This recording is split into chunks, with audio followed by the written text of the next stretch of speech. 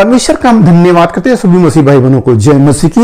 मेरे प्यारों, आइए प्रभु का वचन सुने और अपनी सारी चिंता परेशानियों को प्रभु के हाथ में सौंप दे। किया जाने प्रभु की दया हो और आप वचन सुनते सुनते भले चंगे हो जाते। जो लोग नए, कृपया इस चैनल को सब्सक्राइब कर देते। मेरे प्यारों, मैं आज का वचन ले आया हूं उनके लिए जो प्रभु यीशु मसीह में आए हैं और जल नहीं पकड़े हैं, अभी उनका मन कहीं इधर उधर ताक रहा है, तो उनके लिए आज का वचन है। वो सुनेंगे तो समझ लेंगे कि परमेश्वर कैसे अद्भुत रीति से हमारी सहायता करने वाला है और लोगों का किया है, उनके जीवन में कैसे अद्भुत काम किए हैं।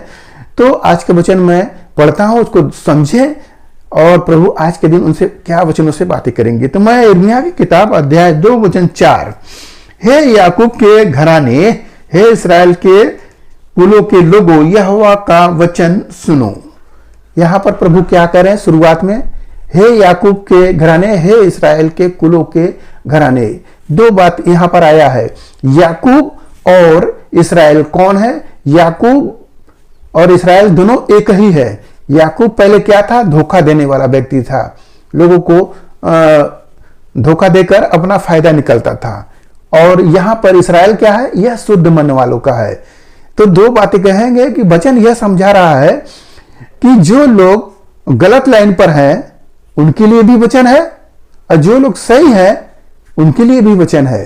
परमेश्वर आज के दिन उनसे क्या कह रहे हैं, आप सुनिए।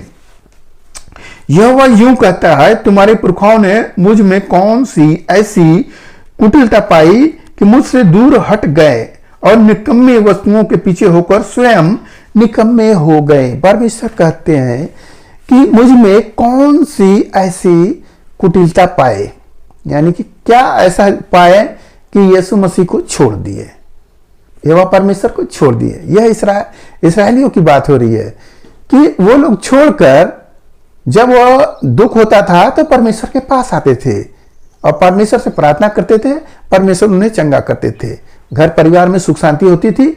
जब हो जाती थी तब वो छोड़कर संसार की रीतियों को, संसार में जैसे देखते हैं आपके अगल बगल पड़ोस में वो लोग संसारिक रीति की पड़ोसी कर रहा है तो हम भी करेंगे, ऐसा पूजा पाठ वो लोग चालू कर दिए। ऐसे ही इस्राएली लोग भी संसार को देखकर ऐसा उन लोग भी करने लगे, उनकी पत्नियां भी करने लगी। तो परमेश्वर उनसे ये कह रहा है कि मुझ में कौन सी ऐसी कुटिलता पाई जो तुम ऐसे निकम्मे वस्तुओं के पीछे हो लिए।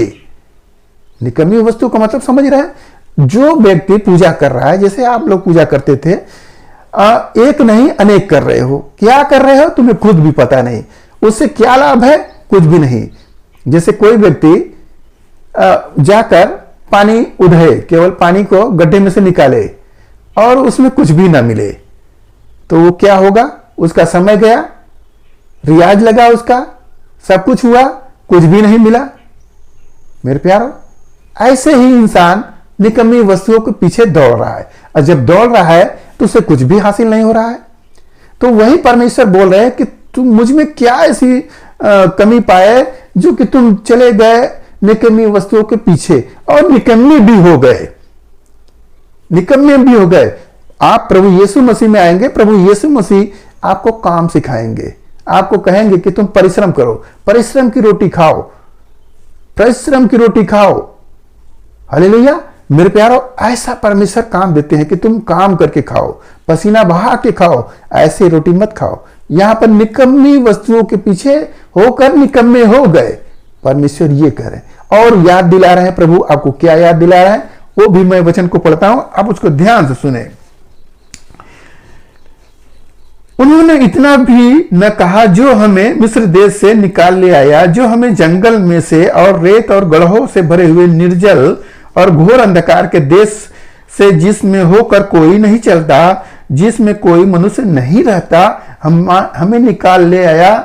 और वह यहोवा कहाँ है? परमेश्वर को नहीं ढूंढ रहे हैं। यह भी उनको याद आ रहा है कि परमेश्वर कैसे हमको इस जंगल में से निकाल रहे हैं, उस गड्ढे में से निकाल रहे हैं, उस मिस्र देश से जो दासत्व में थे। मेरे प्यारो, आप इस वचन से समझिए, जैसे यीशु मसीह को कोई अपनाया, शुरू में परमेश्वर उसके जीवन में अद्भुत काम किए, बहुत बहुत काम हुआ और वो आदमी भला चंगा है। थोड़ी सी समस्या जब आ गई तो क्या कर रहा है? संसार की रीतियों को, किसी का दूसरे का सुनकर वो प्रभु को छोड़ दे रहा है और वह चला जा रहा है। तो जब उसको पुराने दिनों की बात आएगी कि अरे प्रभु में हम जब थे तो प्रभु ने हमें कैसे संभाला, हमारा एक भी पैसा दवा में नहीं जाता था, ओझा के पास नहीं जाता था, हम भर पेट खाते थे, हमारे घर परिवार में बहुत प्रभु का आशीष था। अगर वो याद करेंगे तो ये पाएंगे इस्राएली लोग भी छुटकारा दिए प्रभु, परंतु वो लोग निकम्मी वस्तुओं के पीछे दौड़ रहे हैं। तो क्या आज आप भी, क्या आज के दिन क्या आप भी निकम्मी वस्तुओं के पीछे हैं? अगर है तो उसको छोड़े, अन्यथा परमेश्वर कह रहे हैं तुम व्यर्थ निकम्मे हो जाओगे, व्यर्थ वस्तुओं को खोजोगे और व्यर्थ निकम्मे हो जाओगे, किसी काम के नहीं रहोगे, और तुम्हारा पैसा भी जैसे परिश्रम करते करते फालतू में चला जाता है वैसे ही फालतू में चला जाएगा। तब कोई खोजने वाला होगा तो कहेगा परमेश्वर कहाँ है, यीशु मसीह कहाँ है, उनका मंदिर कहाँ है। याद तो तुम्हें आएगा ही कि जो परमेश्वर का, यीशु मसीह का आशीष पा लिया है वो अपने जीवन में कभी नहीं भूलेगा। मैं एक गवाही बता रहा हूं, एक व्यक्ति था जिसका दुकान नहीं चल रहा था। मैंने देखा कि उस भाई परेशानी में है, उनसे कहा कि क्या यीशु मसीह में आएंगे? कह नहीं भैया, अभी हम एक बाबा के पास जाने वाले हैं, वो बाबा ने कहा कि इस दुकान को हम खोल देंगे, दुकान चलने लगेगा, मैं अभी नहीं जाऊंगा। तो हम कि टेस्ट कर लो, उसके बाद फिर बताना। वो टेस्ट कर लिया, कुछ भी नहीं हुआ, उसका पैसा भी चला गया। फिर मैंने कहा कि तुम चर्च में आओ, तुम्हारे लिए प्रार्थना होगा, तुम्हारा दुकान बढ़िया से चलेगा। वो कहा ठीक है, ऐसा कहा और उसके लिए प्रार्थना हुआ। उसी दिन उसके दुकान पर प्रार्थना हुआ, ग्राहक आने लगे, विश्वास जमा, चर्च में गया, उसका बहुत बहुत आशीष हुआ और वो बहुत आगे बढ़ने लगा। उसका जहां लाखों का माल था, लाखों का माल बिका, फिर लाख 2 लाख का माल लाया, वो भी बेचा।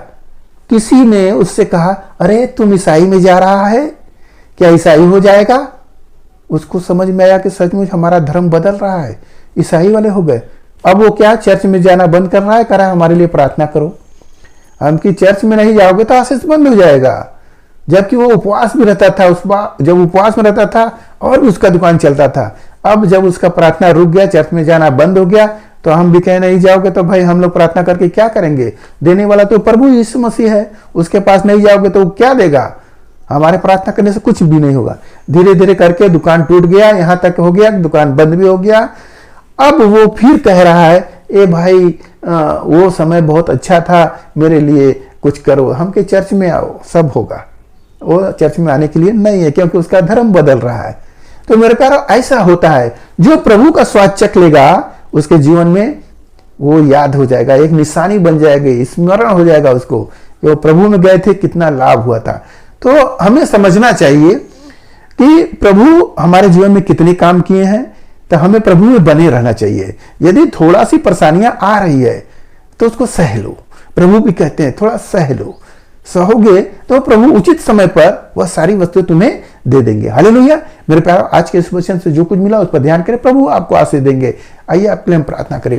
मान परमेश्वर, हम आपका धन्यवाद करते हैं इस मिश्रा आज के दिन प्रभु जो ये वचन मिला, ये तुमने सुने प्रभु ने आशीष मिले, उनके घर परिवार में सुख शांति बनी रहे, सभी लोग भले चंगे रहे। धन्यवाद करते हुए प्रार्थना यीशु मसीह के नाम में, आमीन।